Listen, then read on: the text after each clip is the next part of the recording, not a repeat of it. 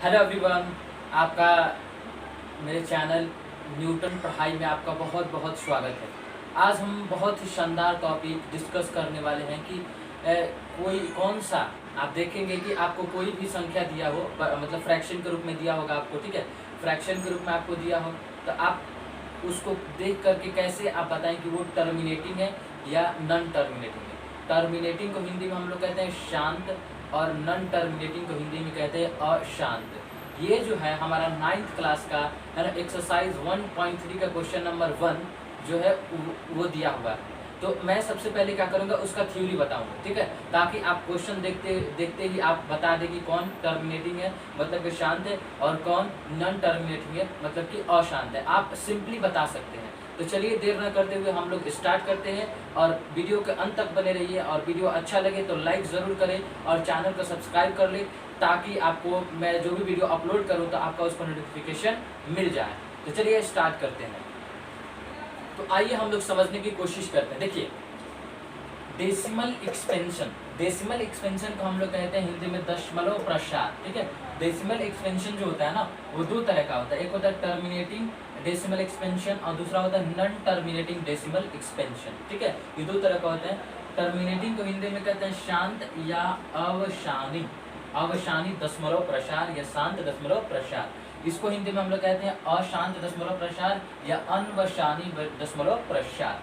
तो देखिए, कोई चीज आपको दिया हो, ठीक है, कोई नंबर दे दे आपको और उसको पूछे कि बताइए टर्मिनेटिंग है या नॉन टर्मिनेटिंग है। तो देखिए, जैसे कि आपको दिया हो 0.45, ठीक है। यहाँ पे आप क्या देख रहे हैं कि 4 और 5 माने दशमलव के बाद 2 डिजिट के बाद ये क्या हो गया, रुक गया है, ठीक है। यहाँ पे दशमलव के बाद 2 डिजिट के बाद ये रुक गया है। तो कभी भी याद रखिएगा, कभी भी दशमलव के बाद यदि कोई डिजिट रुक जाए, कितना हो जाकर रुक जाए, मैंने क्या हो जाए, मैंने शांत हो जाए, शांत देखिए, शांत हो जाए। तो यदि वो शांत हो जाए, रुक जाए, तो उसको आप क्या बोलेगा, टर्मिनेटिंग। तो ये 0.45 क्या है, आपका टर्मिनेटिंग नंबर है, ठीक है, टर्मिनेटिंग डेसिमल एक्सपेंशन है।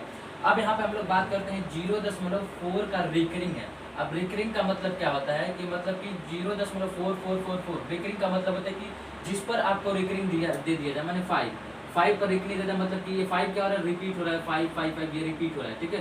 तो जिस पर भी आपको रिकरिंग दिया हो, ठीक है, तो उसका मतलब वो संख्या क्या हो रहा है, रिपीट हो रहा है। तो जैसे 4 पर रिकरिंग दिया होता है, ये संख्या रिपीट होगा, 4 4 4 डॉट डॉट डॉट ये चलता जाएगा।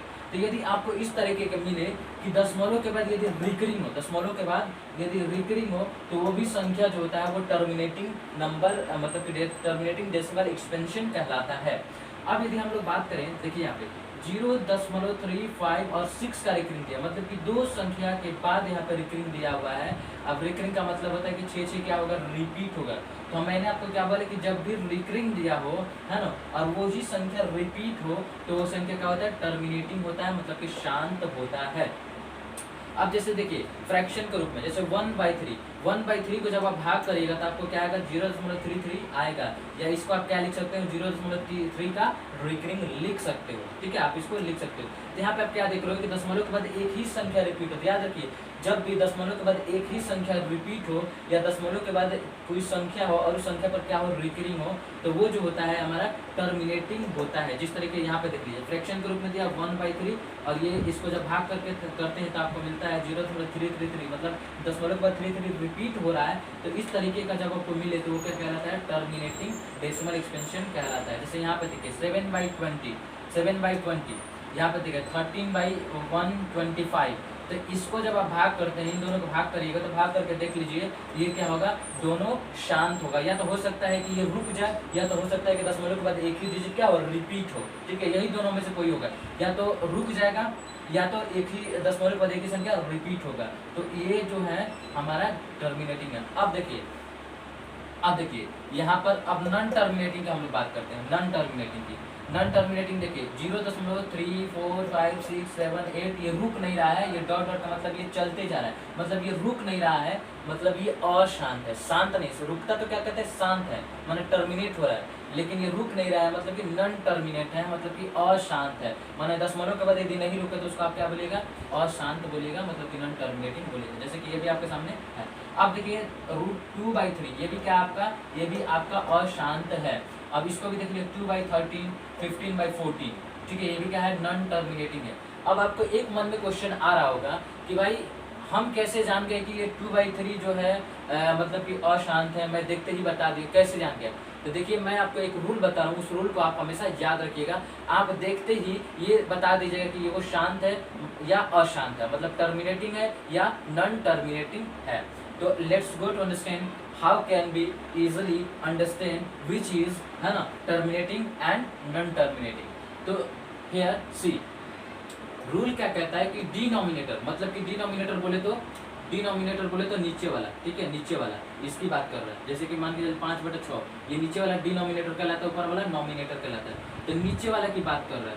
तो यदि आपको डिनोमिनेटर, ठीक है, यदि आपका ये डिनोमिनेटर का आप क्या करते हैं, आप फैक्टराइजेशन करते हैं। डिनोमिनेटर का क्या करते हैं, आप फैक्टराइजेशन करते हैं।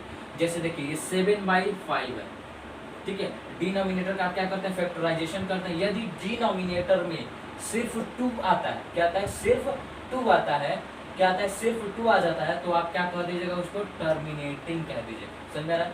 यदि सिर्फ 2 आ जाए तो उसको टर्मिनेटिंग बोलिएगा, है ना। यदि 2 नहीं आता है, मान के चलिए सिर्फ 5 आता है उसमें, है ना, और 5 के अलावा और बहुत सारे संख्या आ रहा है, लेकिन उसमें 5 भी आ रहा है, तो उसको आप देखते ही क्या कह दीजिएगा, वो जो है क्या होगा, टर्मिनेटिंग होगा। लेकिन कोई आपको संख्या दिया हुआ फ्रैक्शन के रूप में, और उन संख्या का जो नीचे वाला है डिनोमिनेटर, उसका फैक्टराइजेशन करते हैं, और फैक्टराइजेशन करने के बाद ना ही उसमें 2 आ रहा है और ना ही 5 आ रहा है, तो आप उसको क्या बोलिएगा, उसको नॉन टर्मिनेटिंग बोलिएगा, ठीक है, नॉन टर्मिनेटिंग बोलिएगा। समझ आ गया? यदि दोनों आ जाए, माने 2 और 5 दोनों आ जाए फैक्टराइजेशन में, तो आप उसको क्या बोल दीजिएगा, टर्मिनेटिंग बोल दीजिए। जैसे एग्जाम्पल के तौर पर समझिए, जैसे यहाँ पे दिया है 7/20, ठीक है। चलिए मैं आपको एग्जाम्पल के जरिए समझाता हूँ बहुत अच्छे तरीके से, ओके, इसते हैं बहुत अच्छे तरीके से। देखिए जैसे कि मैंने यहाँ पे लिखा है 7/20, तो मैंने क्या बोला कि जो डिनोमिनेटर है उसका क्या करेगा, फैक्टराइजेशन करेगा। तो मैंने फैक्टराइजेशन किया तो क्या आया, 2 × 2 × 5 आया, ठीक है। डिनोमिनेटर का मैंने फैक्टराइजेशन किया तो 2 × 2 × 5 आया। तो इसमें मैंने क्या देखा, यहाँ पे 2 भी है इसमें और 5 भी है। मैंने क्या बोला कि या तो 2 हो, या तो 5 हो, या तो दोनों हो, तो वो क्या कहलाएगा, वो टर्मिनेटिंग कहलाएगा। तो ये क्या है, आपका टर्मिनेटिंग है। इसमें देखिए इसमें सिर्फ 5 आ रहा है, क्या आ रहा है, सिर्फ 5 आ रहा है, तो ये क्या है आपका, ये आपका टर्मिनेटिंग है। इसमें दोनों आ रहा है, इसमें सिर्फ 5 आ रहा है। उसी तरीके से यहाँ पे सिर्फ 2 आता है, तो भी हम क्या कहते हैं, टर्मिनेटिंग कहते हैं। अब इसको हम लोग समझते हैं, जैसे कि 2/13 है, लेकिन मैंने डिनोमिनेटर 13 का फैक्टराइजेशन किया तो 13 × 1 आया, मतलब कि 13 × 1 आया। इसमें ना 2 आ रहा है, ना 5 आ रहा है, ना 2 और 5 दोनों आ रहा है, तो ये क्या होगा, ये आपका नॉन टर्मिनेटिंग होगा। देखते बता दीजिएगा। अब इसका 14 है, 14 का करिए आप, ठीक है, 14/14, ठीक है, यहाँ 15/14 है। तो मैंने 14 जो डिनोमिनेटर है इसका फैक्टराइजेशन किया 2 × 7 × 1। तो मैंने क्या देखा, यहाँ पे 2 के अलावा 7 भी आ रहा है। मैंने क्या बोला था कि 2 आए, या तो 5 आए, या तो दोनों आए, तब वो टर्मिनेटिंग हुआ। लेकिन यहाँ पे 2 तो आ रहा है, 2 आ रहा है, 2 आ रहा है, लेकिन 2 के अलावा 7 भी आ रहा है, जिसकी वजह से ये क्या हो जाएगा, नॉन टर्मिनेटिंग हो जाएगा। ठीक है, तो आई होप आप अच्छे तरीके से पहचान लेंगे। अब चलिए क्वेश्चन की तरफ